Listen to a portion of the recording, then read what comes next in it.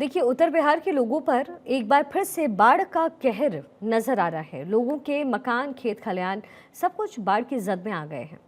लोग जिंदगी बचाने की जद्दोजहद इस समय कर रहे हैं। जरा तस्वीरें आप अपने टेलीविजन स्क्रीन पर देखिए। जो ये खबर आप देख रहे हैं वो बगहा से है, जहाँ पर चंपारण तटबंध जो कि बेतिया से लेकर के चखनी गांव तक फैला हुआ है, वो पूरी तरीके से ध्वस्त हुआ, जिससे 4 पंचायतों के साथ साथ लगभग 2 दर्जन गांव बाढ़ के गंभीर खतरे की चपेट में आया।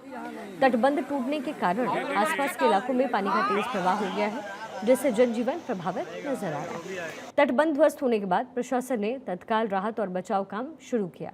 सबसे ज्यादा खतरा उन गांव पर है जो कि सीधे नदी के किनारे स्थित है। ग्रामीण को अपने घरों को छोड़कर के सुरक्षित स्थान पर जाने के लिए कहा जा रहा है। तटबंध टूटने के से ये जो कुछ इलाके हैं जिसका मैं जिक्र कर रही हूँ, रतवाल, चंद्रपुर, भिराड़ी, पलीरार, लक्ष्मीपुर, सीताधार, चैनपुर, मेजा टोला सहित 5 पंचायतों के तकरीबन 2 दर्जन गांव बाढ़ की चपेट में आ गए और संभावनाएं बाढ़ में चपेट के आने की जाहिर की जा रही है। इन गांवों में पानी तेजी से घुस गया है, जिससे कृषि भूमि और घरों को भारी नुकसान पहुंच सकता है। ग्रामीणों का कहना है कि तटबंध की मरम्मत और मजबूत करने के कार्य में लापरवाही बरती गई, जिससे ये जो पूरी घटना है वो घटी है। पहले भी तटबंध की कमजोर स्थिति को लेकर चेतावनी दी गई, लेकिन समय पर कदम नहीं उठाया गया। ये मामला है कि रजौटिया तटबंधन है जो कि क्या नाम है उत्तर प्रदेश और क्या नाम है कि NH 727 से जुड़ता है, जो कि यहाँ से लेकर गोरखपुर तक के आवागमन रहता है। ये इंजीनियर और जेई के और ठेकेदार लोगों के लापरवाही के चलते ये मेरे सामने घटना घटा है, जबकि थोड़ा सा था, हो सकता था तो अभी जेई या इंजीनियर के थे तो उनके सामने बना सकता था, जरा सा तेजी दिखाते तो, लेकिन उन्होंने तेजी नहीं दिखाई। यह बांध NH 727 और रतौल को जोड़ता है और पता नहीं कब अभी कुछ देर पहले ये बांध टूट चुका है, जिससे ये सात गांवों का मतलब मार्ग ध्वस्त हो गया है।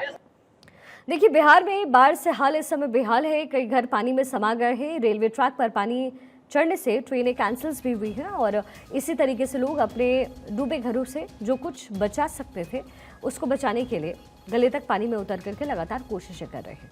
देखिए, ग्राउंड जीरो से भारत 24 संवाददाता सर्वेश कुमार सिंह की एक खास रिपोर्ट।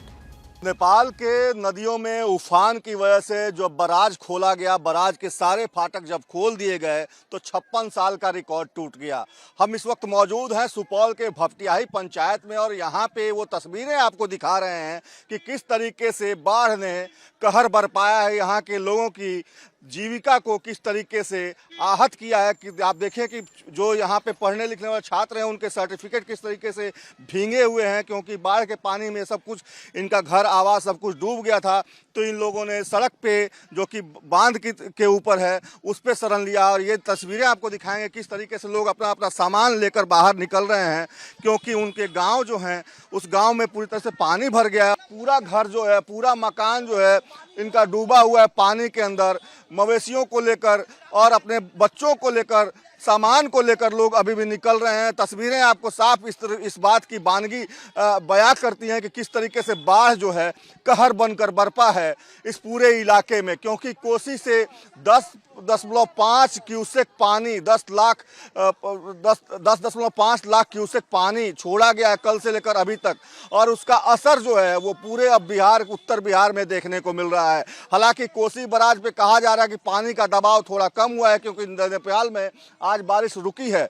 10.5 लाख क्यूसेक पानी छोड़ा गया है कल से लेकर अभी तक, और उसका असर जो है वो पूरे अब उत्तर बिहार में देखने को मिल रहा है। हालांकि कोसी बराज पे कहा जा रहा है कि पानी का दबाव थोड़ा कम हुआ है, क्योंकि नेपाल में आज बारिश रुकी है, लेकिन बारिश कब तक रुकेगी ये कहना मुश्किल है, क्योंकि पूर्वानुमान है कि अभी 2-4 दिन हालात ऐसे ही बने रहेंगे। और अगर कोसी बराज पे फिर से पानी का दबाव बढ़ता है तो निश्चित तौर पे इन तमाम लोगों की मुश्किलें और बढ़ जाएगी, क्योंकि पानी और बढ़ेगा और ये पानी जब बढ़ेगा तो हो सकता है ये सड़क भी उसकी चपेट में आ जाए, जहां इन लोगों ने फिलहाल शरण ले रखी है। राहत और बचाव के नाम पर की बात करें तो राहत और बचाव के नाम पर यहाँ सब कुछ शून्य है। सरकार ने अभी कोई इंतजाम नहीं किए हैं, क्योंकि अगर इंतजाम किए होते तो इस तरह की तस्वीरें कैमरा स्क्रीन के जरिए आपको देखने को नहीं मिलती। जिस तरीके से जो हालात बने हुए हैं उससे साफ स्पष्ट होता है कि लोग किसी तरीके से अपने जीवन को बचाने की जद्दोजहद में लगे हुए हैं। बाढ़ के पानी से दो दो हाथ करने को मजबूर हैं, लेकिन हालात बेहद विस्फोटक बने हुए हैं। लोगों को समझ में नहीं आ रहा है कि आखिर क्या करें।